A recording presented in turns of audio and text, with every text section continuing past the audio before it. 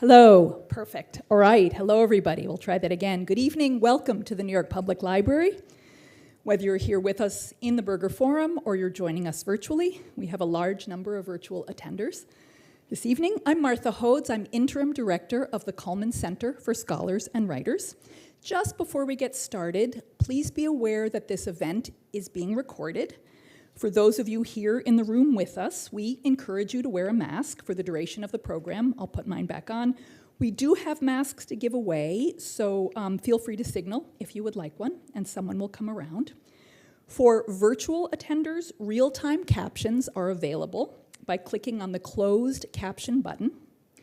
Or for a live transcript, use the stream text link shared in the chat or the email reminder.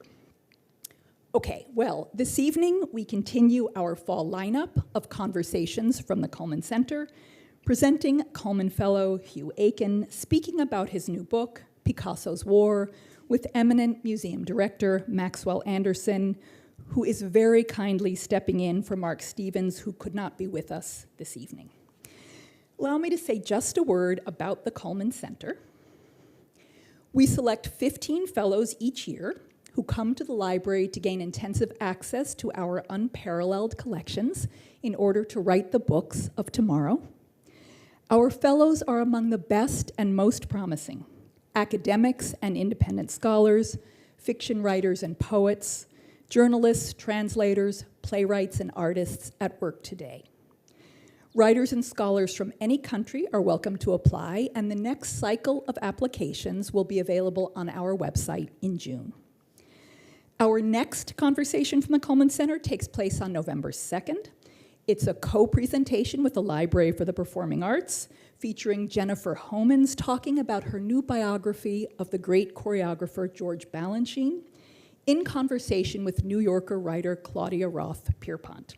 You will be able to register for that or any of the other terrific events at the library at nypl.org/events. You can also see everything the library has to offer by signing up for our newsletter at nypl.org/connect. All programs are made possible by the generosity of patrons like you, so please do consider supporting the library in whatever way you can. If you have an NYPL library card, or if you live in New York State and want to apply for one, you can borrow tonight's book, Picasso's War, for free. Or you can buy the book from the library shop, and proceeds do benefit the library. You can find links to buy the book on the event page, which is nypl.org/conversations, or best of all, you can buy the book and have it signed by Hugh Eakin right outside the door after tonight's program. Now to tonight's program. Our guests will converse for 35 or 40 minutes, then take your questions. For those of you here with us, please use the cards and pencils you find on the chairs to write your questions, and program staff will then come by and collect the cards shortly before Q&A. If you're joining us online, you can share your question in the chat or by emailing cullmancenter@nypl.org, and someone will be monitoring and will write those questions down on the cards as well. And now to our distinguished speakers. Hugh's interlocutor this evening is Maxwell Anderson. Max has served as director of the Whitney Museum of American Art, among other art museum directorships, as curator of Greek and Roman art at the Metropolitan Museum of Art, and as president of the Association of Art Museum Directors. He's author of several books, including The Quality Instinct, Seeing Art Through a Museum Director's Eye, and Antiquities, What Everyone Needs to Know. Since 2016, Max has served as president of the Souls Grown Deep Foundation and Community Partnership, dedicated to promoting the work of Southern Black artists. Max speaks this evening with Hugh Eakin, senior editor at Foreign Affairs, and before that, senior editor at the New York Review of Books. Hugh's writing has appeared in, among many other publications, the New York Times, the New Yorker, Atlantic Monthly, and Vanity Fair. He's also the recipient of a National Endowment for the Humanities Public Scholar Fellowship, and he was a Cullman Center Fellow in 2017-18. The book under discussion this evening, Picasso's War, is a behind-the-scenes story about the creation of an art market that moved Pablo Picasso from disdain to acclaim. The New York Times writes that the book soars, offering sharp insights and astute judgments. Publishers Weekly calls it fascinating, chock full of suspense, and brilliantly rendered. Please do join me in a very warm welcome for Maxwell Anderson and Hugh Eakin.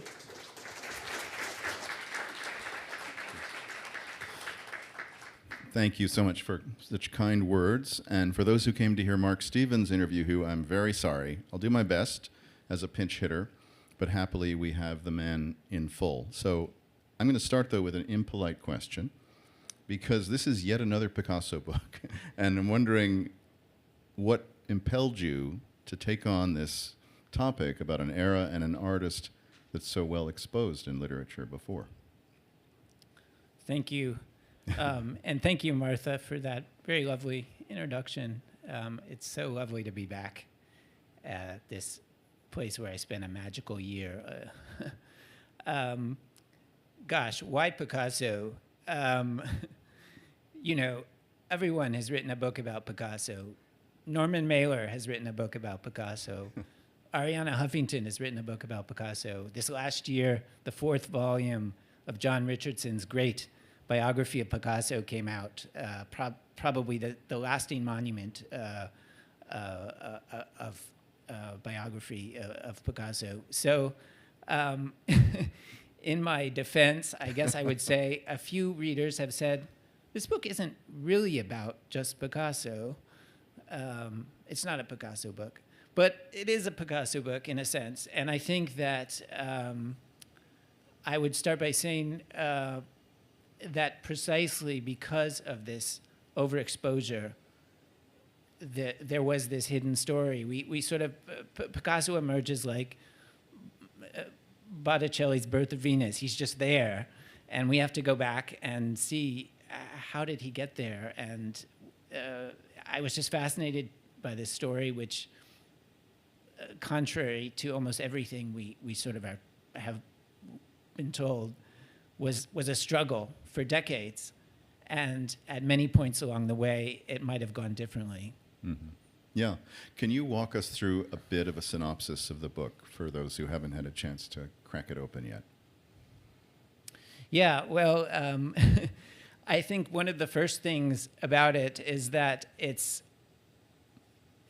I came to this book thinking I was going to write about, blithely thinking, I'm going to write the story of a single year, 1939. And then I came to the library as a Cullman Fellow, and I guess it's the library's fault that the book is not about 1939. I discovered that the backstory of this year was the entire span of the previous 25 years, going back to really 1907. So the book tells the story of a small group of characters around Picasso who, against every reason and odds, continued to fight for this very unpopular artist who, again and again, failed. He failed in 1911 in the US, failed in 1921, in 1923, in 1934, a curator of what was supposed to be the first great Picasso show said, it was hard to believe that Picasso could have been such a flop. And so this was a story of struggle, and that's very broadly the story. And there is a war as well, more than one, but there's also a broader war, and so it is Picasso's war. And why did you make it in 2 parts? What's the reasoning of that? Well, it's very interesting. So one of the animating figures of the book is Alfred Barr, who I think is a familiar figure, even if some of his story maybe is less well known, or I hope maybe more known in my book. But another figure who became very important during my year at the library was John Quinn. And so the first part of the book is about John Quinn, who had this incredible connection to sort of the the intellectual project that became Alfred Barr's mission in founding the Museum of Modern Art. And so these two parts tell the story of these two characters and their interlinked quest. Mm-hmm. And you mentioned your year here, which was fruitful, obviously, but you also traveled so widely in pursuing research on the book. Give us some flavor of where you went and the kinds of materials you came across. Well, it's hard to say one can be thankful of the pandemic, but one of the things that was lucky for me was that at a certain point I was not able to go to any more archives because they were all closed, and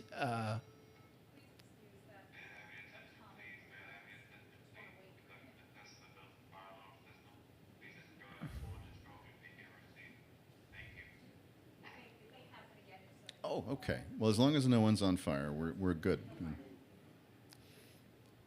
So there were a couple of things in play. One was that this is a very exposed period in the secondary literature, but the other was that I felt like I was doing an active recovery because there was a huge amount of primary source material that had not been fully, I think, appreciated and that had a new story to tell.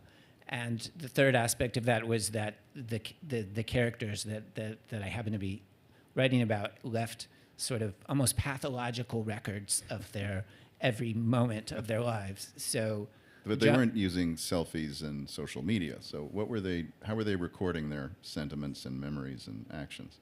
So it's interesting. I mean, in the case of John Quinn, by day a corporate lawyer who had secretaries, and this is in the era of the carbon copy, and so he would dictate letters, to his friends, who happened to include, Teddy Roosevelt and James Joyce and Henri Bergson and the Yates family and many other people. So his correspondence, which fills these giant binders here at the library, provide a kind of window into an era. And that was one figure. And then his art advisor, Henri Pierre Rocher, his records are in Austin. He was a diarist and wrote a diary entry every day of his life in 72 volumes. Thankfully, François Truffaut, the French director, was obsessed with Rocher, and at one point spent a lot of money transcribing his diaries. So you can go to Austin and you can read some of them, not all of them, in typescript French, which is slightly easier than the little handwritten diaries. But each of these characters left a mass of letters, and I should mention here the dealer Paul Rosenberg, who had an astonishing private archive, which not only survived the war, but preserves the inner workings of the French art market during these crucial years when this story unfolds. And you had a chance to interview Elaine Rosenberg, the late daughter-in-law of the Paul Rosenberg. That's true, and I guess this is sort of in bringing to life a story that is sort of over the horizon of lived experience. These characters are no longer alive. Elaine Rosenberg was the granddaughter of, the daughter-in-law of Paul Rosenberg, and I met her in around 2014, 2015, and for about 2 years saw her quite often, and she kept this private archive, and we could read together Paul Rosenberg's letters to Picasso, and as we did so, she would remember things about her father-in-law, her mother-in-law, how Madame Rosenberg's silverware was, and these fine details, which gives you a sense of the texture of life, which was so important for me. And she was one of, I think, 2 or 3 living connections that I had. Another was the daughter of Alfred Barr, Victoria Barr, who for example, showed me the wall. She said, here was where my father hung the Rothko, because my mother couldn't stand Rothko and she never looked at that wall. So these fascinating details come out, and that was very important in forming this connection to the story that I was trying to bring to life. Well, that's part of what's so alive about the book, is these connections you bring alive. And Georges Matisse also, right? That's right. Yes, I went to Issy-les-Moulineaux, the suburb of Paris where the Matisse archives are, and I was able to, where Matisse lived, and again, a fascinating lived connection to that era. And you speak about Alfred Barr, as you say, in such depth. Now, I think for a lot of people, there's an assumption that the provision of access to modern art was through museums, and museums were at the core. But in your book, we discover the extent to which galleries, art dealers, were really the progenitors of understanding modern art. Can you talk about that disjunction in the popular imagination today and what it was really like in the 20s and 30s in particular? Well, it's so interesting that, Alfred Barr invented this idea that we're sort of stuck with today. We have this idea that museums, that is where art is established. And in fact, take the year 1930, Alfred Barr arrives in Paris. This is one of his first years in taking over the museum. He's in his late 20s. He has this impossible assignment to put together 3 or 4 shows in the course of a 6-week summer. He has no budget. The museum has no art. He has no connections. He's trying to get appointments to the Louvre without much success. And one of his shows that he wants to do is a fairly conservative one at this point, because he's still trying to persuade the founding trustees to move in a more radical direction. They want to do a Corot Daumier show. Well, he's having trouble getting these Corots, and Paul Rosenberg, at that very moment, happens to be doing a Corot retrospective in his gallery on Rue La Boétie. And this is the kind of show that you might imagine a major museum doing today. It's borrowed all the great Corots. There's a catalog written by Élie Forêt, who is the leading French art historian of the day. The newspapers cover it in lavish detail. The French president is seen at this show carefully studying each painting. And this is the contrast of that era, that the museums just had nothing to begin with. They were just entering the game, and the dealers were creating a new taste. And it wasn't selling art, it was selling a whole new culture and taste. And I think another example right after that, even more well-known, is the Georges Petit shows. This corporation of, kind of a syndicate of dealers who decided, let's go even bigger scale, grouping together their resources in Paris in 1930, 31, 32. They did the first great retrospectives of living artists. They did one of Matisse, they did one of Picasso, and then they went bankrupt. But these ideas that we associate with museums today really did have their beginnings. Yeah, and if we get in a time machine 100 years after that, we see the mega galleries today astride the globe, with branches opening, it seems, every few months, doing major scholarly exhibitions with top curators seconded to their projects. Would you agree that we're kind of returning to a time when the galleries are in the ascendant and museums are a bit on their back foot? Well, I wanted to ask you that. No, that's not for me to answer. Look, I left museum directing in 2015, and I think it's true that the mega galleries both have the purse and they have the draw to be able to put together projects without much regard to the budget. Also, shows with material that isn't for sale. And I think a lot of art museums today are trying to recalibrate and figure their place in society rather than doing the next big show. So I do think we're at an inflection point that reminds me, certainly, of a century ago. Well, I think the other interesting point about that is dealers by definition are risk takers.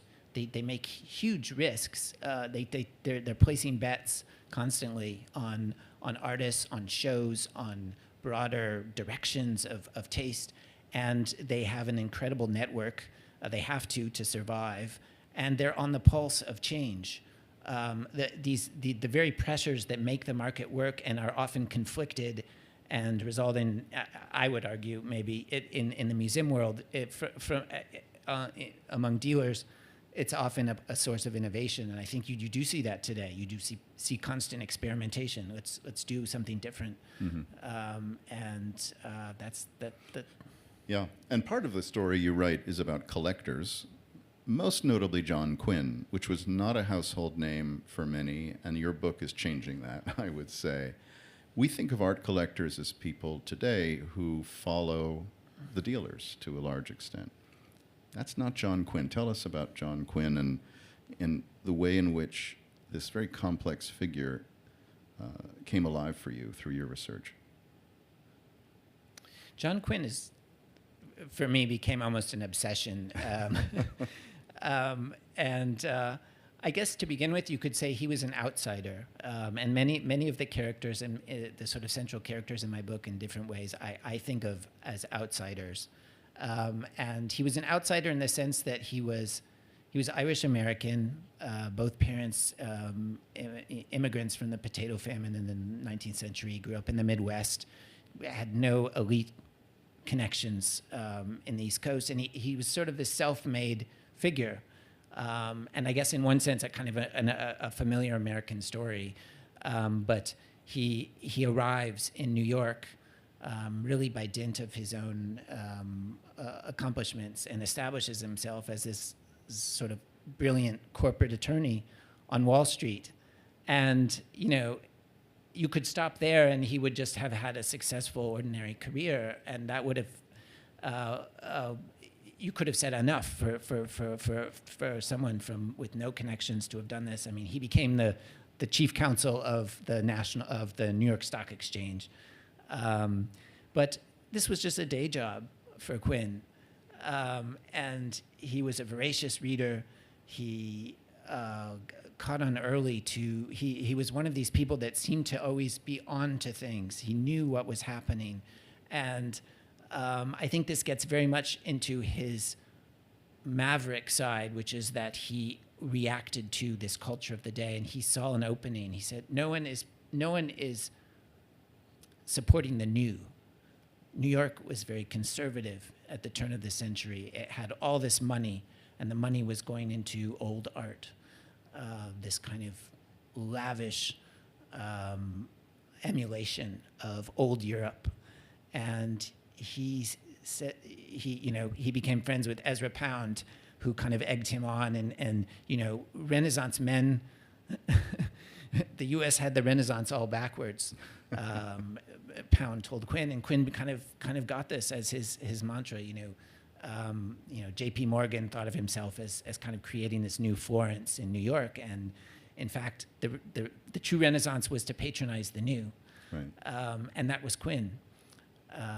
So a fascinating figure, and because of his literary and artistic connections, you could see him as a kind of a disruptor, but also a connector who kind of connected both the creators and also the kind of support structure. I mean, he was friends with Alfred Knopf, who was then a young publisher, and he would pass James Joyce or T.S. Eliot manuscripts to Knopf and say, please publish this. And so he was a connector. He had friends with journalists and art gallerists who were not part of the sort of established art world. And so he kind of had this broader cultural... Mm-hmm. Yeah, and you make him out to be this formidable person. The women in Picasso's war are also formidable.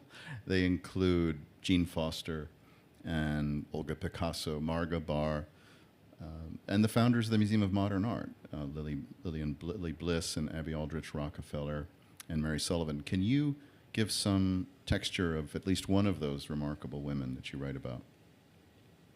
Yeah, and I guess this goes back to your first question. I mean, it seems that writing about Picasso is almost dangerous today. You know, this yet another, you know, we're going back to this world of kind of white male dominance. But in fact, what's really interesting about this struggle for modern art was that it was not at all male-centric. It really was driven by several generations of astute, progressive, and very courageous women. And I think the story about there's a kind of legend about the founding of the Museum of Modern Art, that these three society ladies got together and decided it was time finally for the Metropolitan, which had been dominated by this male board of J.P. Morgan and his friends. It was time finally for the city to wake up and do pay attention. But what's really interesting about this story is that even a generation earlier, with John Quinn and the Armory Show, there was already this circle of women. And I'll just give you a flavor of one who was very important, who became Quinn's companion. This is Jean Robert Foster. And it's just an astonishing story. She's born into poverty in the Adirondack Mountains. Her father is a lumberjack. She's born with a speech impediment, goes to a one-room school. The school is so poor that she becomes the teacher of the school by the age of 15. But beyond, she has this kind of impossible ascent, and she's spotted on the street in New York City by an editor at Vanity Fair, and she's astonishingly beautiful and becomes a model very briefly, but decides to go to night school, manages to get into the Harvard Extension School, which accepts women, unlike Harvard itself. And she studies with the same professors that John Quinn, a few years earlier, William James and Charles Copeland, the literary scholar, and launches herself on this extraordinary career as a poet, a foreign correspondent. She becomes a war correspondent in World War I. And she writes one of the first sort of coherent reviews of the Armory Show. She's one of the very few critics of the time who got it and understood what was happening. And it was it's sort of astonishing to me to find this character, virtually unknown today, who then became sort of Quinn's own companion and sort of conqueror of modern art. Yeah, it's a very vivid picture that you conjure of her too. That's a great part of the pleasure of the book. The male museum trustees, you mentioned the Modern's founders, covered themselves with a little less glory, I think, in the way your book comes out, and particularly the way Alfred Barr was treated by some of the captains of industry. Can you give a sense of that undoing and challenge that he faced? Well, again, maybe I'm curious to know if this rings familiar today. But many of these figures, I feel many of the same dynamics were at work. And you have powerful financial interests. Museums needed money. And so they went to collectors. And one of the more colorful figures in this period was a man named Chester Dale, who was this kind of, a hedge funder, I guess you would say, from the 20s. And he had a very colorful, fast life. He and his wife, Maud Dale, lived in the top 3 floors of the Carlyle. And he decided, Maud Dale was very interested in modern art, and she persuaded him to start buying aggressively in the late 20s. And there are these accounts that he would walk into Rosenberg's gallery in Paris and walk out with 6 or 7 Picassos. And this was at a time when Alfred Barr can't get even into the inner sanctum. He's this unknown young man from New York. Rosenberg has no particular reason to be offering his best Picassos to this fledgling institution in New York. Well, it turns out that Chester Dale is on the board. He's one of the first, and he's been strategically chosen. So in the opening months, the Museum of Modern Art is desperately looking for kind of broader support, and they say, oh, well, we have to get Chester Dale. He didn't quite fit with the social set. He was a little too much of a power player, but they needed him. But it was no help to Barr, and a few years later, he was on to the next thing, and I think the story maybe has some parallels. Oh, yes, I think it does. Now, Hugh, there's a novelistic quality to the book, which leads us to think these are real people, and some of those protagonists you bring alive with very vivid descriptions and dialogue. And how much would you say of the lots of the dialogue is from letters, is reconstituted? How much is it invented by you as author? Well, I guess I'll take that as a as a compliment. Nothing is invented here. The beauty and maybe the difficulty of this story was the surfeit of material, and one of the kind of extraordinary discoveries for me was that there were letters that had dialogue in them, and Marga Barr's letters. There were several times she went to Europe. Alfred Barr was unable to go, so she kind of recorded everything she said and that was said to her. And then Picasso said, and then I said. So this is actual dialogue. Whether it was spoken exactly that way, of course, I don't know. But to a great extent, there was this raw material that was waiting to be exploited. And I guess, I mean, maybe we could read a passage.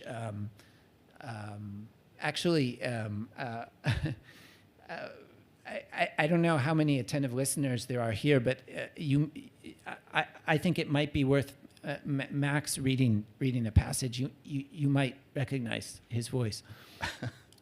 Okay, so we're going to take 2 minutes to listen to Hugh's Chapter 11, just the beginning of that. And we start with John Quinn, actually, opening the door. "My God, I thought you were an old lady," Quinn exclaimed as he opened the door. Standing before him was an unblemished enchantress in her mid-30s, who might have stepped out of one of his Laurentins. It was a few weeks after the armistice, and Quinn was getting his first look at Jean Foster. Though they had never met, he had invited her over for dinner in gratitude for nursing old man Yates, W.B.'s father, back to health. Just as the war was ending in Europe, John Butler Yates had fallen dangerously ill, and Quinn, fearful that it might be Spanish flu, had hired the best nurse he could find to care for him. But Yates, who was nearing 80, was an obstinate man and utterly refused to be tended to. Instead, he had insisted on the company of Foster, his poet friend, and so Quinn telephoned her to go see him. She and Quinn had spoken almost daily since then, as she monitored Yates's recovery. But Quinn had no idea that she was 2 generations younger than Yates himself. Standing in his doorway, Foster was amused. Here was the genius hunter she'd heard so much about, fumbling. In fact, as he later confessed to her, Yates had sent him an adoring pen-and-ink sketch of her, but he simply didn't believe it. He thought the old man was being fanciful. To the contrary, she was even lovelier in the flesh. He led her into his apartment, past Brancusi's Mademoiselle Pogagne and other smooth marble forms that stood in the hallway, past the stacks of newly arrived books, past the rows of paintings turned to the wall, and they began to talk. Almost immediately, there were flashes of recognition. Foster had met most of the Irish, English, and American writers in Quinn's circle. She'd written about Irish dramas he'd supported, books he helped publish, paintings and sculptures he owned. She'd been to Dublin and seemed to know Paris better than he did. She also seemed to have a razor-sharp mind and spoke fluent French. No wonder Yeats craved her company. Here was the new beginning Quinn desperately needed. So there you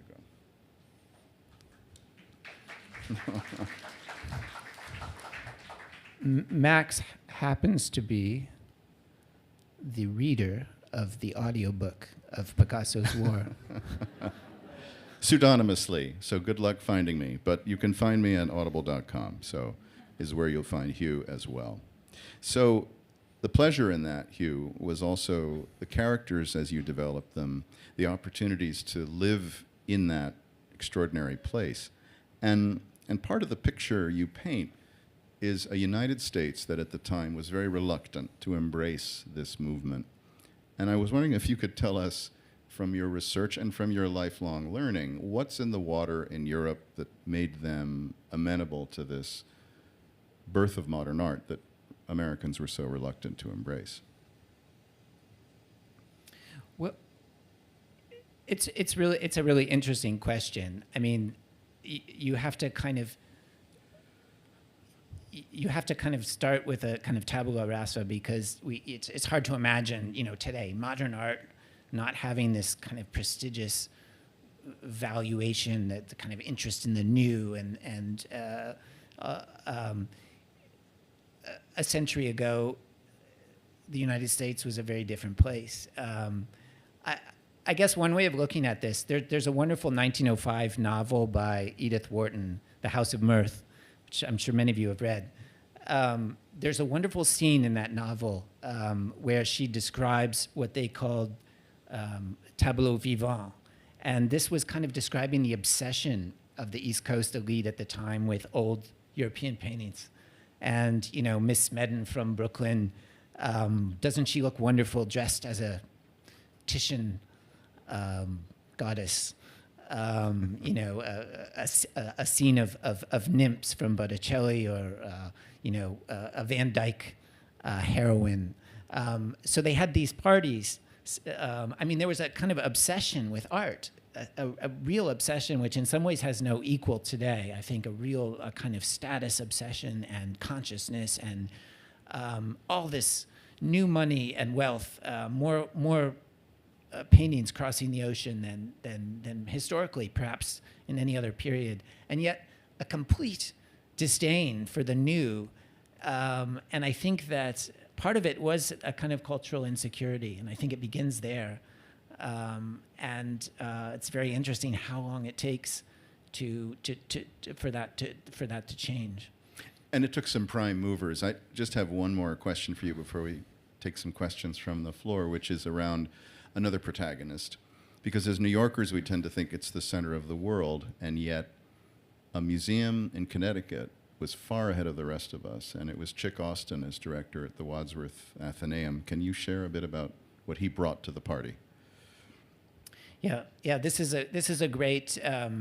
For me, it was very fun to research this part of the book. So there is this kind of alter ego almost to Alfred Barr, a figure who today is far less well known, but he should be. And he sort of impossibly parallel biographies, though from very different backgrounds. They're the same, almost the exact same age. They both go through this new museum course at Harvard under this legendary teacher, Paul Sachs, and they both end up running these museums in their 20s. And the difference is that Chick Austin he comes from a privileged background. He's traveled all over Europe. He really is not too concerned about money or even success. He just is willing to take risks, and has a wonderful sensibility for the new, and he's on to everything before almost anyone else. And so as Barr is struggling just to get his trustees sort of up to speed with Cézanne and blue period Picassos, Chick Austin, just up the road in Hartford, Connecticut, has already persuaded this kind of conservative insurance town that they could see, you know, let's do Salvador Dali, let's do you know, expressionist German cinema and Schoenberg concerts, and so it was a wonderful sense of possibility, and I think one of the reminders that there wasn't a single story. There were several stories happening. Yeah, overlaps. So I think we have some questions we can turn to. And the point around what you're saying around these extraordinary active protagonists is the pictures you paint. Thank you so much. There are so many of them in the book. So just because we've only touched on a few, trust me, you will be regaled with all kinds of tales to go forward. So handwriting is great, vision less so. So did Quinn, speaking of that, did Quinn and Barr and some of the other protagonists have contacts with English promoters of modern art, like Roger Fry and Maynard Keynes? This is a really interesting question, and it goes back to the kind of impetus for the Armory show. And I think that this history has been written about, but so one of the sort of main inspirations for the Armory show was, of course, these two shows that Roger Fry did in London at the Grafton Galleries in 1910 and 1912. And actually, some of those works in the 1912 show came to the Armory show. And so Quinn was in touch with Roger Fry. I don't know of more sort of a direct friendship. He was certainly aware of the British interest, and one of the sort of key points, though, is not Fry so much as the show itself. So the very starting point of Quinn's interest in modern art is receiving the catalog to that first Roger Fry show. And I think this is really interesting because it shows how knowledge was transmitted in this time before, you know, it's not email, it's not television, it's you know, receiving a physical catalog of which there were no copies available in New York, that, you know, Quinn, because he had a friend who was an art dealer in London, said, oh, you should see this show, and he sent him the catalog. And so I think that a lot of this story is about the transmission and the methods of how this information. Yeah, someone asks if there's a particular moment when Picasso goes from being an obscure artist to a leading figure in modern art, and does that happen over time or gradually? Well, I think it depends where you are and how you define obscure. There is a great quote, which I think is in my book somewhere, but one of the great Picasso biographers, his French friend and biographer, Pierre Dykes, wrote of him in 1918, this is after the war, that he was and now I'm trying to remember the phrase, but a legendary unknown. And I think it captured something, though, important, he had this notoriety that was there even without any in circles that had no encounter with his work or art, and that was actually a problem, that he had to overcome the notoriety even to get people to see. And so the notoriety goes back to the earliest attempts in the United States to show him. So. So you've used the words characters and story several times. Can you talk about writing the book as a story, not just a nonfiction account? And can you go into more detail of how did the letters have dialogue in them? Well, to answer the second question first, it's very simple. I mean, the letters, there are direct quotes in the case of Marga Bar. In the case of Marius Desailles, also wrote letters to Alfred Stieglitz in which he quotes conversation with Picasso. So they're only as reliable as the letters, but they are, you know, contemporary accounts of what was said. I'm sorry, the first part of the question. So it was more about the type of difference between character story and Yes, nonfiction yeah. account. This is a really important. I think, for me, was very important was not writing an art history book. I was not interested in that. I was not interested in writing a biography. What made this story possible was a kind of narrative unity, and John Quinn and Alfred Barr never met, which is an astonishing sort of barrier to doing this story. But they did meet intellectually, and the only two occasions that John Quinn's collection were shown in public in New York, Barr, as a young man, saw, and profound impact on his thinking. And late in life, at the end of his long career at MoMA, he's thinking back about Quinn, and he identifies Quinn as sort of the model of his not only his thinking about the museum. Quinn had this idea of a modern art museum as early as 1914, but the particular artists. Barr has this comment. He said, Quinn didn't only buy the works by the best artists, but he bought the best works by the best artists. And how did he do that? And even for Barr, it's kind of a mystery that so many of these important, how was it that this, the Sleeping Gypsy, how did Quinn, and so there was this narrative unity that was very important for me.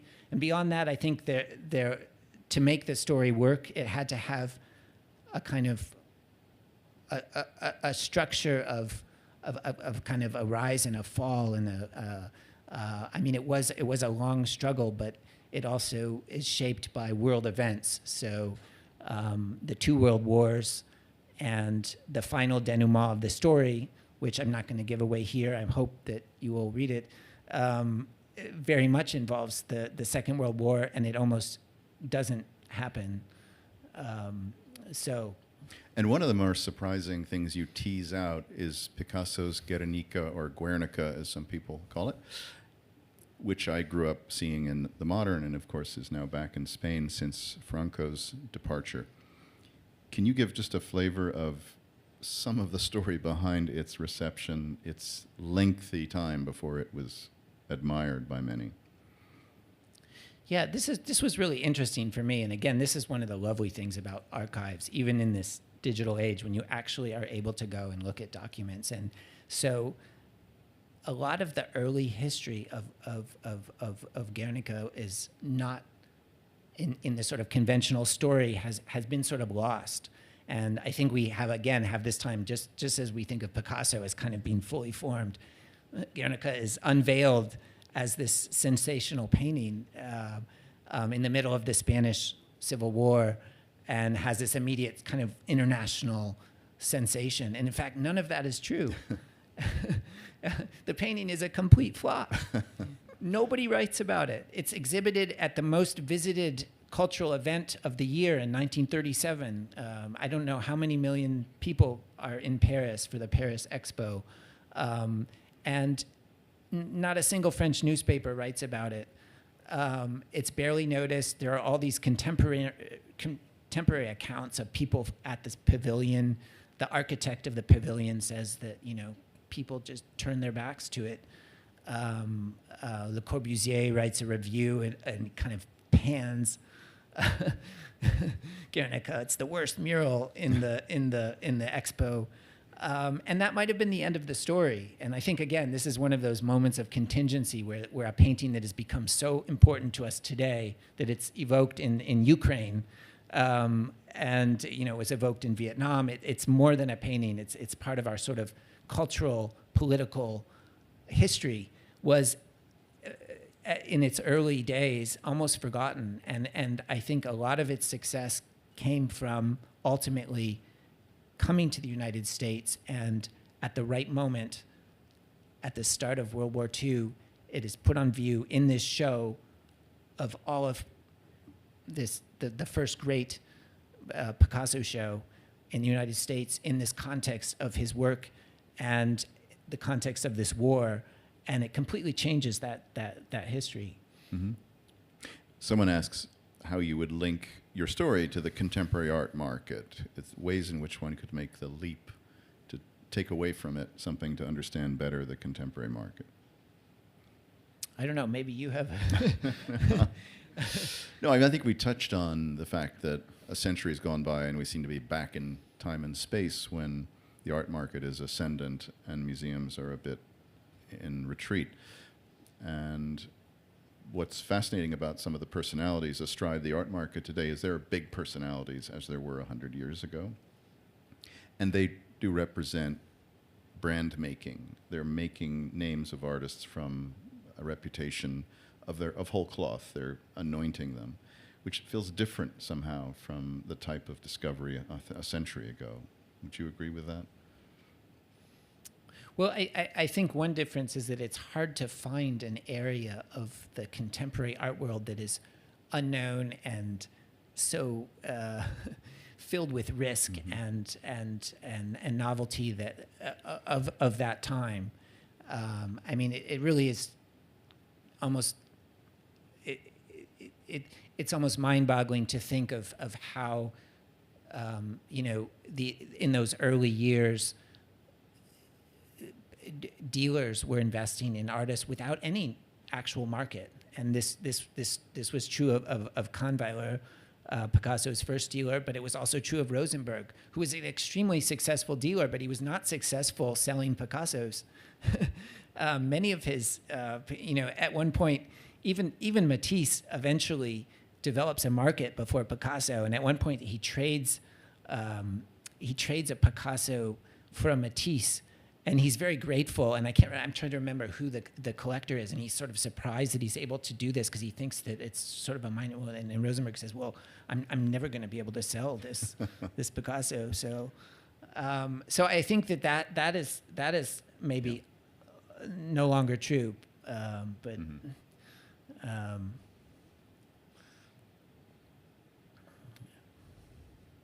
I do think that we are in this moment where once again the sort of deck is being shuffled and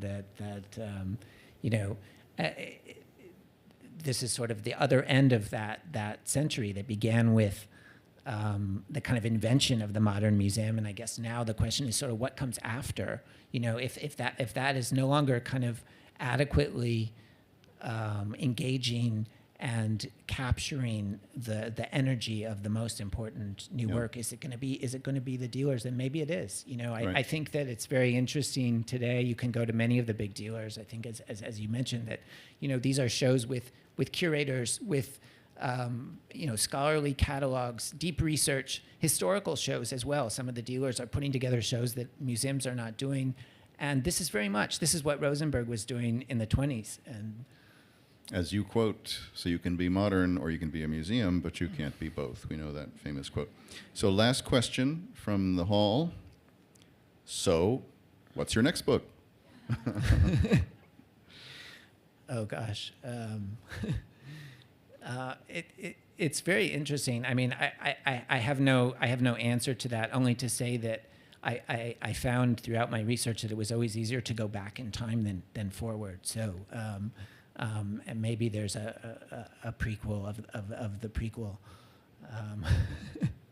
Well, here's hoping. I got to do 15 hours of Hugh Eakin in a sound booth, so maybe I'll have a chance again. Thank you so much for inviting me and letting all us to your book. Thank you very, very much.